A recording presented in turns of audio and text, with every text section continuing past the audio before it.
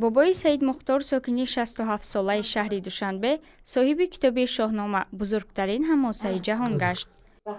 او که کتاب تاجیکان را هم قبلا رایگان گرفته بود گفت بهترین اقدام است و هر یک تاجیک باید آن را خواند. فرزندان میخوانند از همو بزرگان با خبر میشوند که بزرگان چقدر مهنت کردند، چقدر برای نسل‌های آینده اینقدر زحمت کشیدن، اینقدر پند و نصیحت ها نوشتند، اینقدر حکمت ها نوشتند که همه را بخونند. این تربیتگری همه نسل ها است. در قطار بابای سید مختار قریب 300,000 کتاب شاهنامه به خانواده های پایتخت تقدیم می گردد.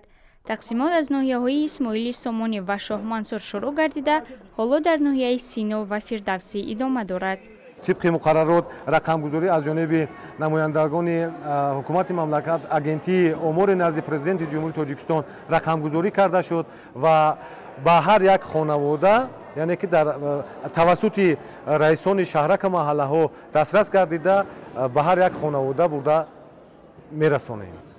کتاب شاهنامه از حساب فوند ذخیروی پرزیدنت تاجیکستان نشر شده به هر یک عائله یک جفت کتاب رایگان تقسیم می شود. آن در نشریات شرق آزاد در 2 جلد با تعداد 1,700,000 نسخه به نشر رسیده است. برای 240 تا خواجگی ما کتاب گرفتیم 480 تا. همین 480 کتاب قسما خانه اومده میگیرن، قسما اومدگیش کدامی که آدمای پیران سالان کودکی معده دارن کتاب اومده رسانده گرفته نمیتونن، ما همین رسانده برده در دستاشون میتیم. ساکنان می توانند کتاب ها را با پیشنهاد حجت لازم از دست رئیس محله مکان زیستشان دسترس نمایند. هر یک کتاب با مهر مخصوص که در آن اشاره تحفه از نام پرزیدنت کشور گذاشته شده است تقدیم می شود. تقدیم کتاب شاهنامه حماسه بی‌زوال ابوالقاسم فردوسی از شهر و نواحی ولایت مختار کوهستانی بدخشان آغاز شد.